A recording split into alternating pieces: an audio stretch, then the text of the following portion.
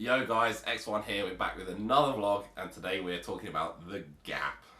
Now, don't get me wrong, there's been a lot of,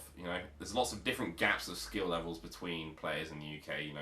just a jump where someone is way better than the next person below them, but the gap I'm talking about, the one and only gap, is between the top three players, that's Prof, Fuzzy and VA,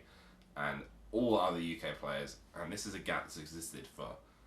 as long as I can remember, so we're talking 7, 8 years at least, probably even way before my time as well. And that is pretty insane that these three people have been exactly in the same place. Now, this is something I touched on the most recent episode of Off the Battlefield, the podcast that I've started up with the Smash House guys, so if that's something you don't know about, definitely check that out afterwards. I did just want to cover it in a bit more detail today, talk about why I think the gap is there and like how we're gonna bridge the gap and actually get players who are able to break into the top three in this country, which is really something that would shake up the whole competitive scene in the UK. So the thing that seems so crazy about the fact that there's such a gap is that you would expect as people get better,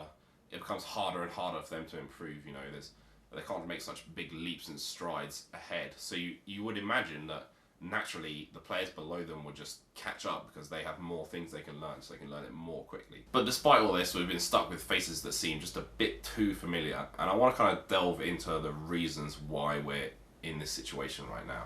First big issue is there's such a thing as too much respect, and that's when people just don't play as well against these really top players because there's nerves involved, they're scared, or they just give an extra level of respect that they don't need to, that just allows top players to get away with things. And this is something I've spoken to Professor Pro about many times. He says oftentimes when someone who's threatening him gets close to taking a game or something like that, they'll just drop it, or they'll just choke an easy edge guard, or they'll get scared, or they'll jump off the ledge. And that basically means that it's easier for these top players to kind of just rest on their laurels at the top by just having their reputation which precedes them, and that means everyone else is aware of that, everyone else is scared of them, and everyone else is gets too jumpy or too excited if they think they might be able to beat them. So that gives a big mental advantage to the top three. But beyond that, I think the second reason is it's just a big kind of void of practice in this big gap of skill that there is between third place and fourth place. There's just no one who's filling that gap that you can practice against, that you can try and that you can aim to beat, and then you've got another person who's just a bit better, you can aim to beat them, you kind of these nice stepping stones up to the top. Instead, it's just like you can work your way through the PR, and then once you get to the fourth or around there, it's just like huge gap before third place, and it can feel like such an insurmountable task. So this leaves the question, how are we going to bridge the gap? I think there's two possibilities. The first, which is I think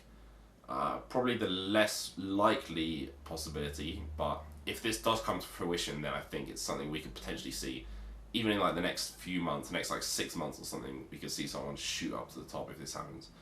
And that is basically, exactly what I just said, shooting up to the top. I think if someone who got onto this, insane meteoric rise where they're just improving, and they just, never stop on their streak and just keep that determination and the right attitude towards learning the game, I think someone could go just on an explosive tear and break into the top three straight away. And if I'm talking about this, I'm thinking this is going to have to be someone who's kind of newer to the game, because I find people often have one big growth spurt where they suddenly get much better, but once that's kind of petered out, they kind of either stop improving or get into a much more steady rate of improvement. And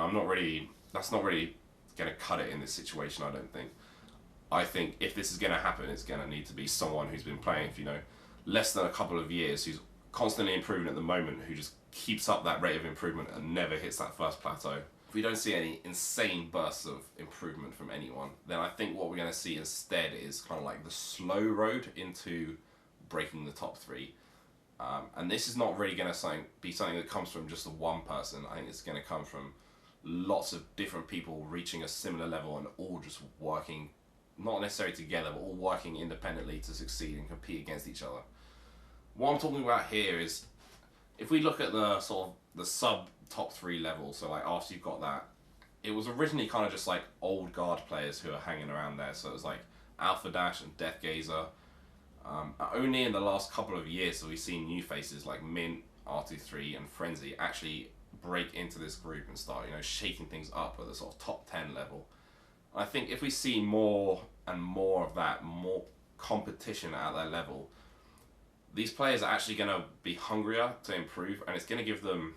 the chance to sort of play against each other. As I touched on earlier, you can kind of set yourself goals when you're climbing the rankings. Oh, I want to beat Hal. Oh, I want to beat R23 next, But when you get to the sort of fourth place, if you manage to beat everyone, but then there's still just, Prof, Fuzzy and VA above you, it can seem like such a crazy, so far away,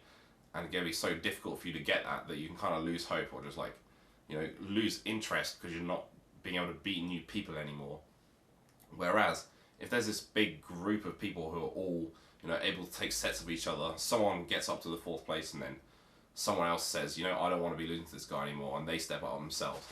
we'll actually get this competition that will push people to improve. And this isn't going to mean suddenly someone's going to be, oh, now I can beat VA, or now I can beat Fuzziness, but over time with this competition, enough people actually wanting it, and